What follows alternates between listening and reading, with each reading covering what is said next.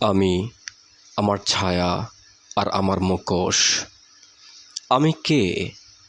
এই প্রশ্নটা সহজ শোনায়, কিন্তু এর উত্তর অনেক স্তরের ভিতরে লুকিয়ে থাকে। মানুষের জীবনে থাকে তিনটা মুখ, তিনটা চেহারা, তিনটা সত্তা। একটা চেহারা যা সে তৈরি করে সবাইকে দেখানোর জন্য, আরেকটা তার চেহারা যেটা রাখে তার প্রিয়জনদের জন্য, অল্প খোলামেলা আর অল্প গোপন।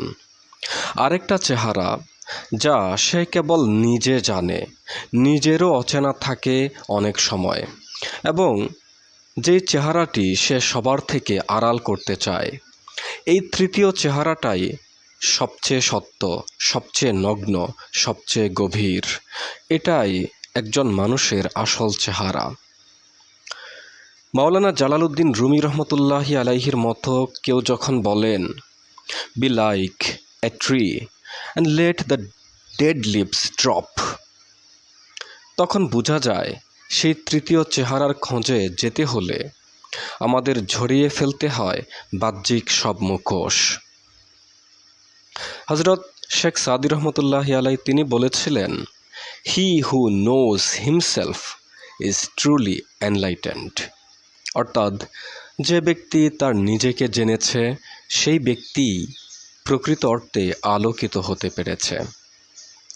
আত্মজ্ঞান মানে শুধু নিজের পরিচয় জানা নয়, জানা আমি আসলে কাকে লুকাতে চাইছি, কাকে দেখাতে চাইছি আর কাকে ভুলে বসেছি। আমি একটা গল্প বলতে চাই, আপনারা এই গল্পটির মাধ্যমে অনেক কিছুই ধারণা করে ফেলতে পারবেন। সার্বিয়ার একজন সুন্দরী রমণী ছিলেন, তার নাম ছিল মারিয়া আব্রাহামোভিচ। 1974 সালে এক ভয়ঙ্কর সত্যের মুখোমুখি দাঁড় করিয়ে দিয়েছিলেন পৃথিবীকে একটা এক্সপেরিমেন্টের মাধ্যমে। ওই এক্সপেরিমেন্টের নাম ছিল জিরো রিদম এক্সপেরিমেন্ট, অথবা রিদম জিরো এক্সপেরিমেন্ট। আমার নামটা এক্সাক্ট মনে নাই। যাই হোক, লোকজনে ভর্তি একটা রুমের ভেতরে মারিয়াকে দাঁড় করিয়ে দেওয়া হয়েছিল। তার সামনে ছিল একটা টেবিল, আর সেই টেবিলে রাখা ছিল লিপস্টিক, কেক, ছুরি, কাঁচি, গোলাপ, পিস্তল আর অনেক কিছু। বলা হয়েছিল রাত 8টা থেকে 2টা পর্যন্ত 6 ঘন্টা মানুষ যা ইচ্ছা তাই করতে পারবে মারিয়ার সঙ্গে। অনুমতিপত্রে স্বাক্ষর ছিল মারিয়ার, সে অনুমতি দিয়েছিল। প্রথম 2.5 ঘন্টা মারিয়াকে ফুল দিয়েছিল মানুষ, চুল আঁচড়ে দিয়েছিল কেউ কেউ, কেউ কেউ তাকে জড়িয়ে ধরেছিল, চুমু খেয়েছিল, ভালোবেসেছিল। সময় যতই গড়ালো, লোকজন ততই হিংস্র হয়ে উঠল। শেষ 2 ঘন্টায় মারিয়াকে থাপ্পড় মারা হয়, পরনের কাপড় ছিঁড়ে ফেলা হয়, ছুরি দিয়ে তাকে আঘাত করা হয়, এমনকি শেষে একজন পিস্তল পর্যন্ত তার দিকে তাক করে তার প্রাণ হরণ করার জন্য। আচ্ছা, মারিয়া কি ওদের কোনো ক্ষতি করেছিল? ওদের কারোর জায়গা জমি নিজের বলে দাবি করেছিল? ওদের কাউকে মারধর করেছিল? কারোর সাথে প্রতারণা করেছিল? কিছুই তো করেনি। এমনকি সে তো কাউকে চিনতও না। কিন্তু তবু ওরা মারিয়াকে থাপ্পড় মেরেছিল, গায়ে থুতু ছিটিয়েছিল, পরনের পোশাক ছিঁড়ে ফেলেছিল, একের পর এক আঘাতে তাকে ক্ষতবিক্ষত করেছিল। এক্সপেরিমেন্ট শেষে মারিয়া যখন হেঁটে চলে যাচ্ছিল, তখন তাকে অপমান করা লোকটাও, একটা লোকও তার দিকে, তার চোখের দিকে তাকিয়ে কথা বলতে পারছিল না, এমনকি তার চোখের দিকে তাকাতেও পারছিল না লজ্জায়। আমি আরও একটি ঘটনা এখানে বলতে চাইব, এটার সাথে প্রাসঙ্গিক আছে। 1998 সালে জার্মানিতে 14 জন লোককে স্বেচ্ছায় টাকার বিনিময়ে একটি সাইকোলজিক্যাল পরীক্ষার জন্য নির্বাচন করা হয়, যার নাম ছিল দাস এক্সপেরিমেন্ট, স্লেভ এক্সপেরিমেন্ট। এরপর ওই লোকগুলোকে 2 ভাগে ভাগ করা হয়। ওদের কাছে সময় ছিল 15 দিন। ওই 15 দিন ওদের এক ভাগ কারাগারের কয়েদি হিসেবে অভিনয় করবে, বাকিরা থাকবে কারাগারের গার্ড হিসেবে। সবার অজান্তে সিসিটিভি ক্যামেরার মাধ্যমে পরিস্থিতি মনিটর করা হবে।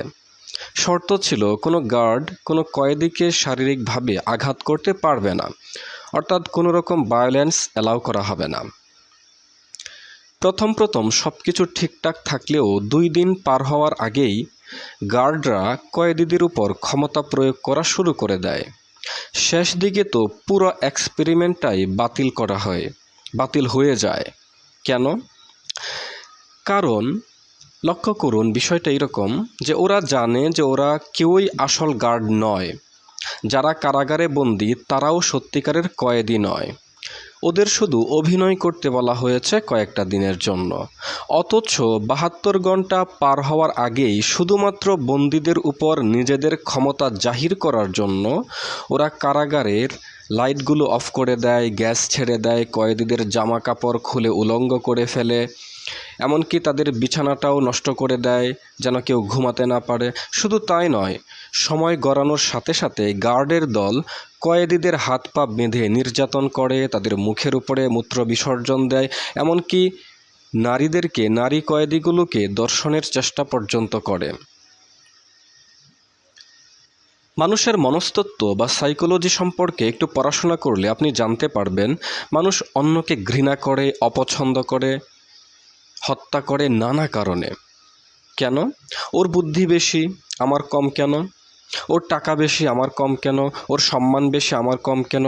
ওর সৌন্দর্য বেশি, আমার কম কেন? রিদম জিরো এবং দাস এক্সপেরিমেন্ট আপনাকে শেখাবে একটা মানুষের কাউকে ঘৃণা, অপছন্দ বা অত্যাচার করতে আসলে কোনো কারণ লাগে না। একজন মানুষ কোনো রকম কারণ ছাড়াই আরেকজনকে হিংসা করে, ক্ষতি করে, তার বদনাম রটায়।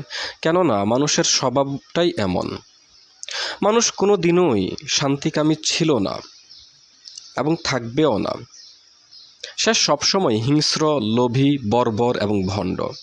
তাহলে প্রশ্ন করতে পারেন, এই দুনিয়ায় কি তাহলে কোনো ভালো মানুষ নেই? হ্যাঁ, অবশ্যই আছে, তবে তারা খুবই কম, খুবই নগণ্য, হাতে গোনা, আর বাকিরা সুযোগের অভাবে ভালো। ভিতরে এক আর বাহিরে আরেক রূপ যার, সেই তো মুনাফিক। সুতরাং পৃথিবী ভর্তি মুনাফিক, কারণ পৃথিবীর অধিকাংশ মানুষ সবার সামনে এক চেহারা আর ভিতরে আরেক চেহারা। এর মাঝামাঝি থাকে আরেক চেহারা, যেটা কিছুটা ভালো কিছুটা মন্দ, যা তার নিকটজনের কাছে প্রকাশ হয়ে পড়ে।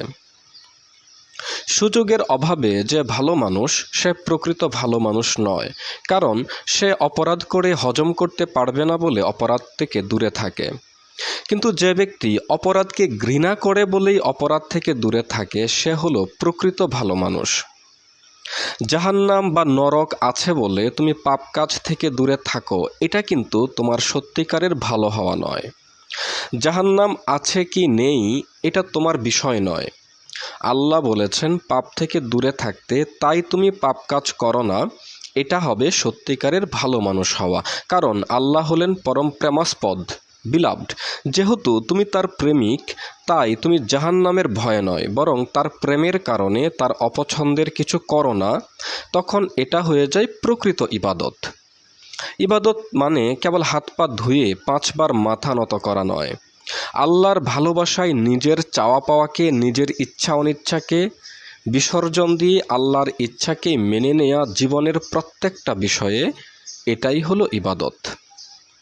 যখন এমনটি হবে তখন তোমার ভিতর ও বাহির এক হয়ে যাবে, তখন তুমি আর মুনাফিক নও। অধিকাংশ মানুষের আসল চেহারাটি বের হয়ে পড়ে যখন সে ঝগড়া করে বা রাগ করে। তখন খুবই ভদ্র, খুবই চমৎকার একজন মানুষ, কিন্তু রাগের সময় তার কি কুৎসিত রূপ। অবশ্য যারা একটু চতুর মানুষ, তারা রাগের সময়ও যথেষ্ট সাবধানে তাদের আসল চেহারাটি লুকিয়ে রাখে সবার চোখ থেকে। সূরা নূরের 35 নং আয়াতে বলা হচ্ছে, আল্লাহু নূরুস সামাওয়াতি ওয়াল আরদ, অর্থাৎ আল্লাহ হলেন আসমান ও জমিনের নূর বা আলো। আমরা জানি যা আছে, যা নেই, যা দৃশ্য, যা অদৃশ্য, যা জানা যায়, যা জানা যায় না, এবং যা কখনো জানা যাবে না, যা অস্তিত্বগত, যার অস্তিত্ব নেই, এবং যা কখনো অস্তিত্ব লাভ করবে না, এই সমস্ত কিছু মিলে একটি অখণ্ড সত্তা। এই অখণ্ড সত্তা অনন্তকাল ধরে আছেন, ছিলেন ও থাকবেন। এই সত্তার বাহিরে কিছু নেই। সকল শক্তি, ক্ষমতা, সম্মান, প্রশংসা, সার্বভৌমত্ব, সকল ইচ্ছা কেবলই তার। তাকে কেউ আল্লাহ বলেন, কেউ বলেন ঈশ্বর, কেউ বলেন গড, কেউ বলেন পরমাত্মা। এটা হলো তার সামষ্টিক রূপ। আর তিনি সূক্ষ্ম রূপে মানুষের দেহ মনের আলো বা নূর রূপে আছেন। যেমন কোরআনে বর্ণিত সামা ও আর্দ হলো আসমান ও জমিন বা দেহ ও মন। মন হলো আসমানের প্রতীক আর দেহ হলো জমিনের প্রতীক। মানুষের মন মস্তিষ্কে যখন লোভ, অহংকার, হিংসা, ঘৃণা, অসহিষ্ণুতা, পরশ্রীকাতরতা, কাম, মোহ, মায়া ইত্যাদি বিরাজ করে, তখন সেই মানুষের দেহ মন অর্থাৎ তার আসমান জমিন অন্ধকারে নিমজ্জিত। কিন্তু একজন সঠিক গুরু বা মুর্শিদের সন্ধান পেলে ওনার দেয়া সাধনার মাধ্যমে যখন মন মস্তিষ্ক থেকে উক্ত শয়তানি স্বভাবসমূহ চলে যায়, তখন সেই মন মস্তিষ্কে প্রতিষ্ঠিত হয় দয়া, ক্ষমা, ভালোবাসা, সততা, নৈতিকতা, উদারতা, স্থিরতা, কোমলতা, সহিষ্ণুতা ইত্যাদি আলোকিত গুণসমূহ। আলোকিত এই গুণসমূহের সমষ্টি হলো আল্লাহর গুণ বা আল্লাহর স্বভাব। এমন গুণ বা স্বভাব যার মন মস্তিষ্কে প্রতিষ্ঠিত হলো, তার দেহ মন অর্থাৎ তার আসমান জমিন আলোকিত হয়ে গেল। এটাই আল্লাহর আলো বা আল্লাহর নূর। এই আলো রূপেই বা এই নূর রূপেই তিনি মানুষের মাঝে অবস্থান করেন। আর এই কারণেই কোরআন ও হাদিসে বারবার বলা হয়েছে সেই ব্যক্তি উত্তম যার চরিত্র যত উত্তম, অর্থাৎ যার চরিত্র যত আলোকিত সে তত উত্তম।